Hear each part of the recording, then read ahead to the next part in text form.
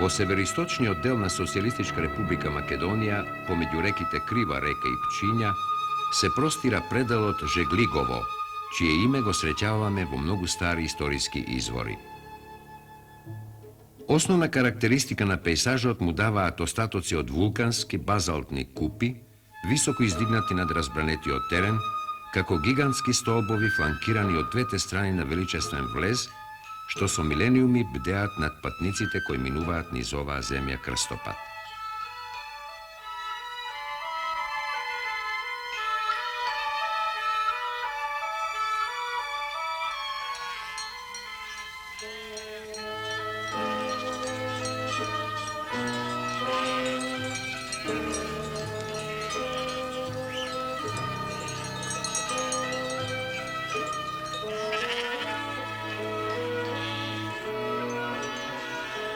Нема сомневање дека овие идеални природни фортификации биле користени од најстари времиња, посебно во средниот век, за што сведочат археолошки траги од некогашните градби врз нивните зарамнити страни, до денес зачуваните цркви и некрополи изградени на стрмите подножја, кои низ повеќевековен континуитет не престанале да бидат користени. Обилството на лесно обработлив камен му дава посебни форми на надгробните саркофази, една од карактеристиките на овој крај.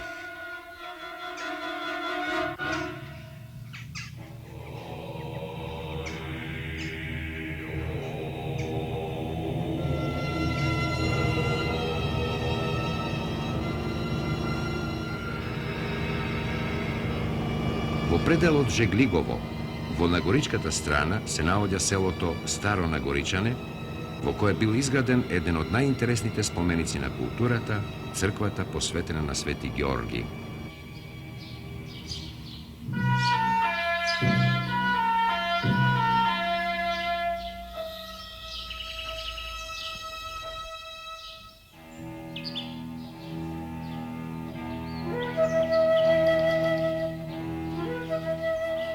Меѓу македонските пустиножители, чиј што култ бил расширен не само во Македонија, туку и подалеку од нејзините граници, посебно место завземаат култовите на Јоаким Осоговски, Гаврило Лесновски и Прохор Пчински. Житието на Прохора јасно укажува дека пештерата во која што тој проживеал 32 години се наоѓала во страната на Горичка, како што стои во житието. Со житието на Прохора јасно се укажува на неговата моќ за пророштво, затоа што во моментот кога Прохор се наоѓал во оваа пештера, војсководителот византиски Роман Диоген излегол на лов и гонејќи една срна која што избегала кај Прохора, тој дошол во контакт со пустиножителот. Во диалог помеѓу војсководителот и пустиножителот, Прохор Пчински пророкувал дека кога Роман Диоген ќе се врати во Цариград, тој ќе биде избран за византиски Василевс. Се разбира, во легендата, а и во житието, назначено е дека при враќањето на Диоген во Константинопол, тој го заборавил стариот монах и од обеќањето што во тој момент при разговорот било дадено, не станало ништо. Но Прохор се јавил на Диогена во сон и Диоген бил принуден да го побара стариот монах. Кога Диоген дошол да го побара, а тоа било во време кога тој веќе станал византиски император, Прохор Пчински веќе бил заминат по долината на река Пчиња, каде што пронашал друга пештера и основал друг манастир. Интересно е да се спомене дека во житието и во легендата точно е назначено местото каде до пештерата се наоѓал изворот со студена вода. Тоа е токму овде под оваа стена, во близината на оваа стена и на пештерата Роман Диоген подоцна го изградил манастирот, односно црквата посветена на Свети Георги.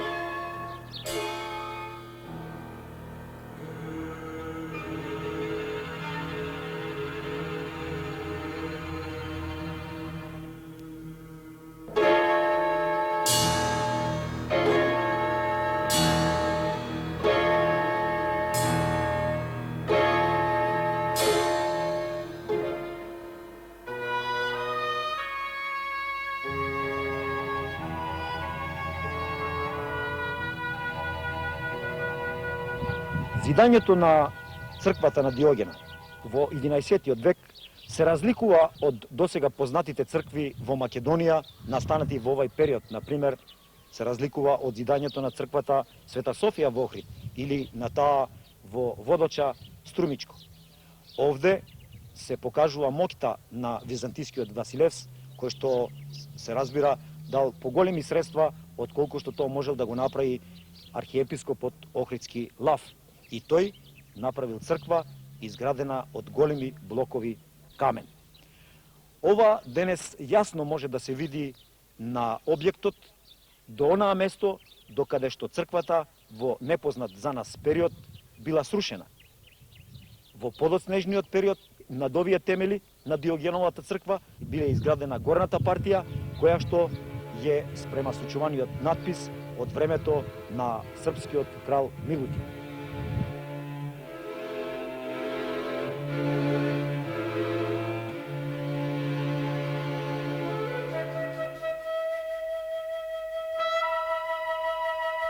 Полукружната форма на апсидата, изградена од прецизно делкани камени блокови, го потенцира строгиот стил на Диогеновата градба. Само еден мал прозорец ја разбива како од еден блок исечената апсида, над која по време на обновата ќе се оформи петострана завршница изградена во друг материјал, со друго разбирање и желба за побогата полихромна игра. Петте профилирани слепи ниши, украсени со наизменичната употреба на цигли и камен, го презентираат новото сваќање за естетиката на култните градби, кои во овој период никнуваат на сите страни.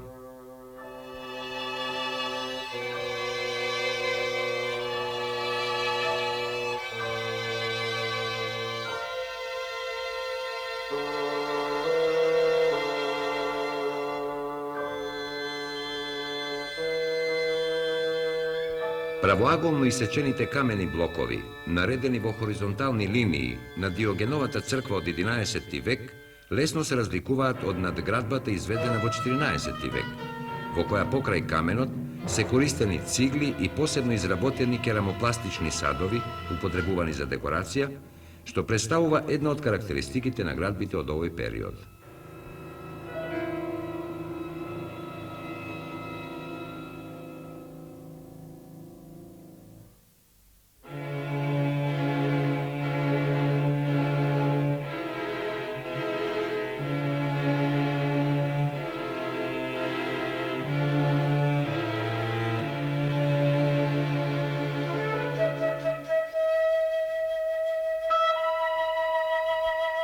Монументалната строгост на Диогеновата црква со надградбата добива разиграна завршница со богато профилирани бифорни прозорци и мноштво полихромно решени арки и слепи ниши. Со цигли изведени шари и украси помагаат објектот да биде вброен меѓу најинтересните култни градби, во кои еден покрај друг стојат две различни времиња, две различни гледања во средновековното градежништво.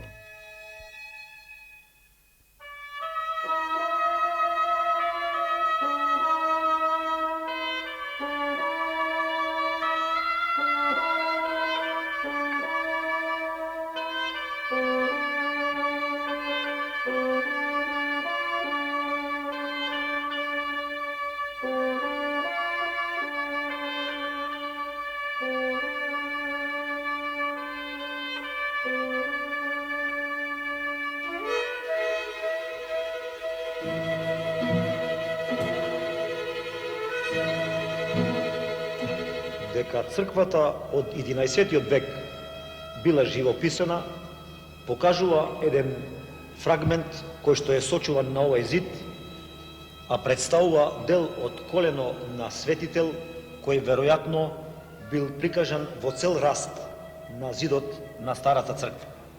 Колористички овој фрагмент не се поврзува со подоснежниот живопис.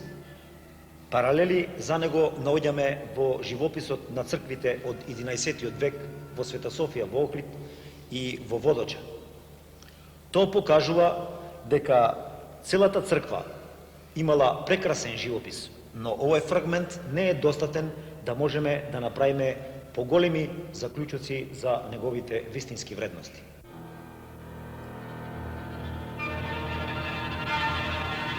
На северниот зид насликан е портретот на кралот Милутин, кој во рацете ја држи макетата на оваа црква.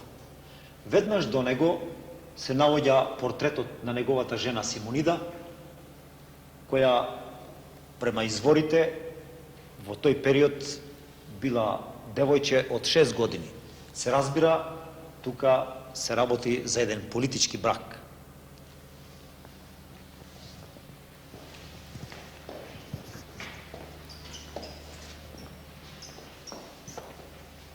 На западниот зид од црквата насликани се светите пустиножители Прохор Пчински, чиешто лице за жал е прилично оштетено, и Јоаким Осоговски, кој што во раката држи крст.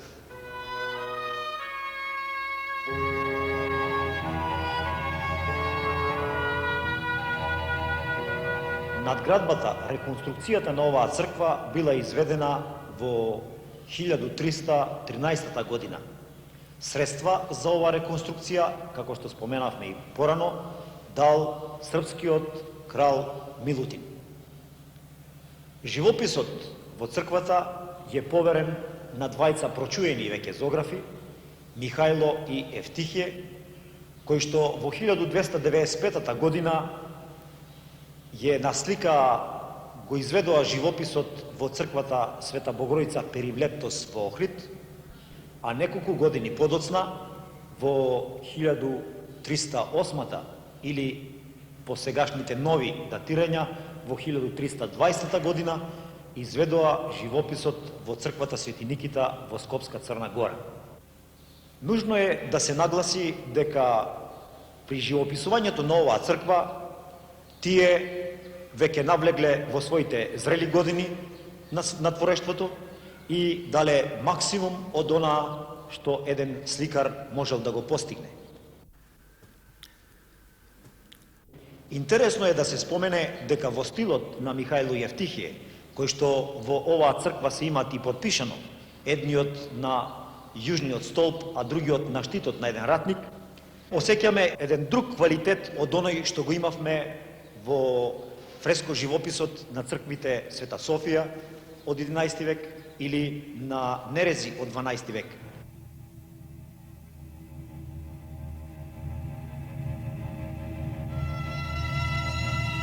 Додека во Света Софија и Нерези се уште го имаме монументалниот стил во кој е битно да се истакне внатрешниот живот на светителот, дотогаш во делото на Михајло Евтихие ние гледаме една нова тенденција за одење кон наративност.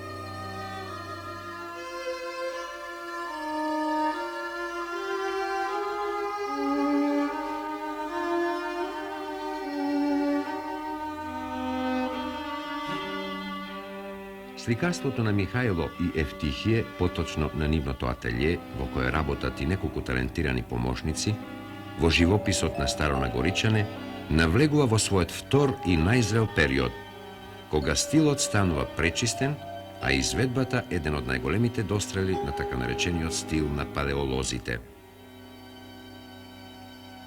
Цртежот воден со прецизност обликува длабоко осмислени форми, кои јасно зборуваат за моќта на наблюдувањето на фигурите и предметите во просторот, како и за постоењето жив интерес за феноменот на бојата, која во зависност од интензитетот на осветленоста добива спектар на полутонови, што помагаат драпериите на облеките во кои што се облечени светителите да делуваат богато и природно.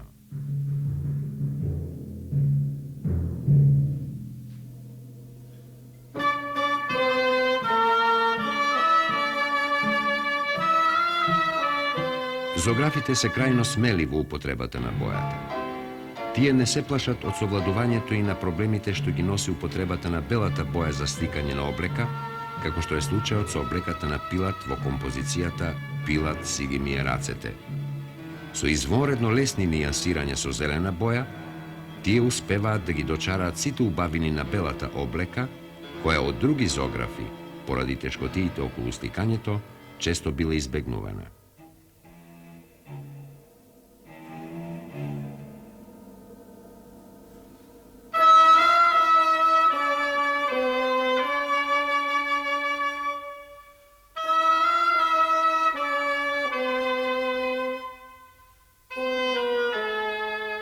Но не само цртежот и колоритот се достоинствата на двајцата зографи.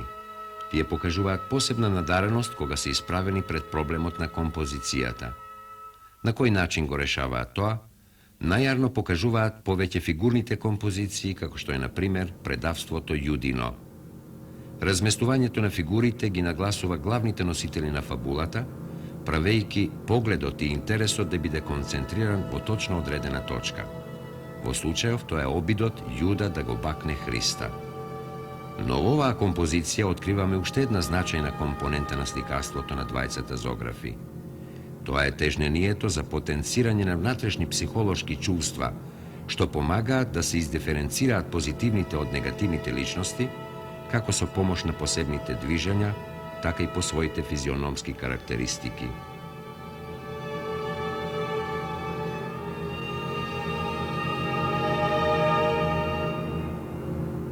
Во зависност од содржината на композицијата, дозирана е динамиката на одвивањето на настанот, со што значително се зголемува сугестијата за реалноста на настанот. Водено е сметка и за ритмичноста во прикажувањето на настаните.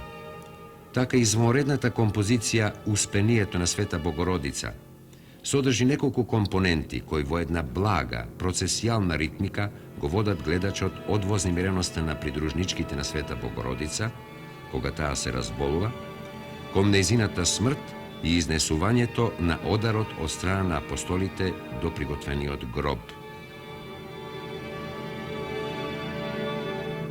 Мноштвото фигури со своите благи движења само ја збогатуваат представата за осмислената ритмичност на оваа најголема композиција во фрескоансамблот на црквата.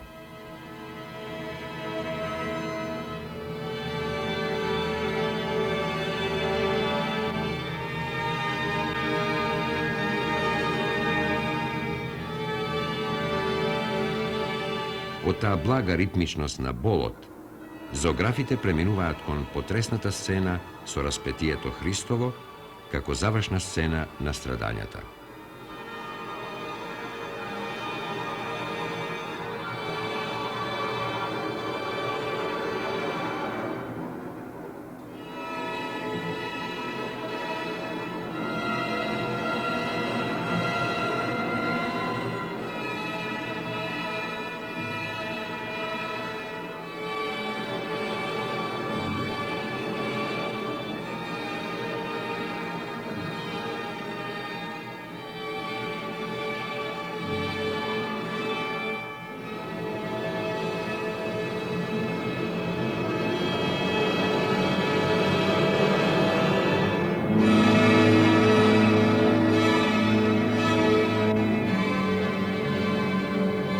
Во западниот дел на црквата, под зидовите, сводовите, лаковите и столбовите, во нешто помали формати од вообичаените, насликани во наосот на црквата, изведени се илустрации на календарот и тоа по месеци, почнувајќи од 1 септември за секој посебен ден.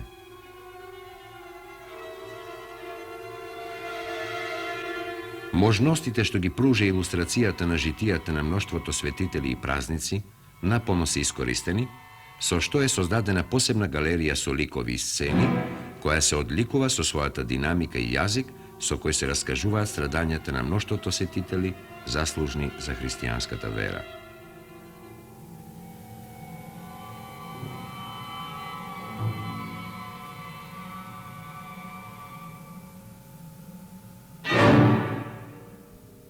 Работејќи ликови и фигури во најразлични пози, сликарите го прикажуваат на пластеното искуство но и незгаснатиот интерес за прикажувањето на фигурата и предметот во просторот, користејќи една за времето сосема посебна перспектива. Студиите на глави, гледани од различни агли, јасно го илустрира интересот за пореално прикажување на фигурата во просторот, што станува преокупација на наративниот стил во сликарството, чии најзначајни представници се токму сликарите на црквата Свети Ѓорги во Старо Нагоричане.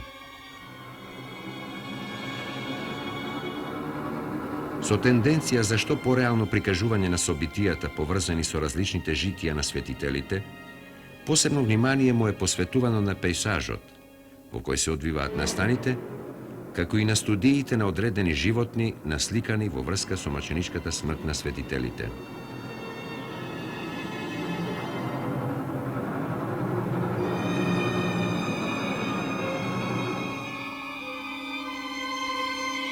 Илустрацијата на календарот се разликува од илустрацијата на другите композиции во црквата. Тој содржи најширока можна лепеза на мачења, сакатење и погубувања, за што навистина била потребна силна уметничка инспирација за сето тоа да биде прикажено на адекватен начин.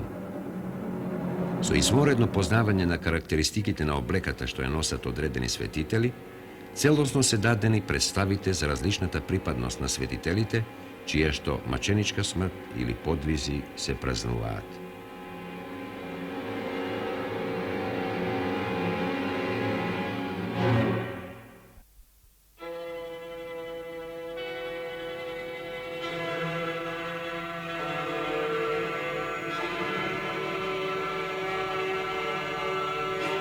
Меѓу бројните композиции насликани во црквата, со посебно внимание и љубов се разработени сцените што го илустрираат животот на Свети Ѓорги, патронот на Нагоричката црква. Циклусот почнува на источниот зид, во олтарниот простор, со композицијата во која е прикажан Свети Ѓорги во разговор со царот Диоклецијан, за да продолжи по должината на другите зидови со композиции што следуваат. Меѓу посебно интересните сцени се вбројуваат страдањата на Свети Ѓорги, од прободувањето со остро копје, преку фрлањето во вжарената варница, забивањето клинци во стапалата, камшикувањето со воловски жили и гребањето на кожата со тророги вили.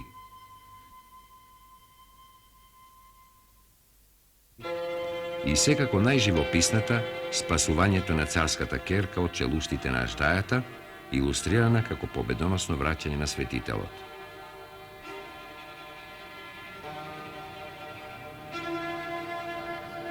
На крајот следуваат сцените со на смрт осудениот светител и неговото погубување, погребение и погубувањето на неговите истомисленици.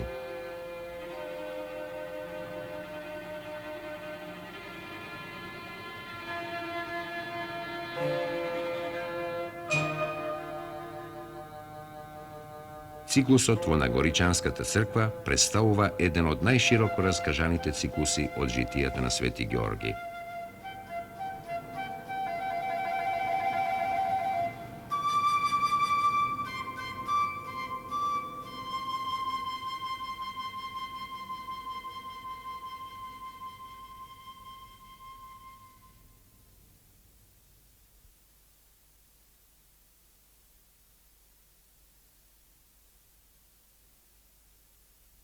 Откако се запознавме со композициите насликани во оваа црква, последно дело на творците Михајло и Евтихие, нужно е да укажеме на тоа дека следејќи ги од првата црква во која што тие го оставија својот живопис во Протатон во Света Гора, преку монументалните фрески во црквата Света Богородица Перилептос во Охрид, а потоа преку живописот во црквата Свети Никита во Скопска Црна Гора, во овој објект се практично прикажани најзначајните нивни творби, нивниот најголем дострел што остава големи траги во византиската уметност на Балканот и после овој живопис ние веќе не среќаваме ниту еден трак од нивна работа во која и да била црква на Балканот. Дали Михајло и Евтихije заминале од овој терен на некој друг, подалечен, или пак објектите во кои што тие работеле биле разурнати, не стигнале до нас денес не ни е познато. Нужно е да се укаже и на тоа дека покрај живопис, фреско живопис, тие работеле и мноштво икони. Некои од тие икони сочувани се во ризницата на црквата Свети Климент во Охрид.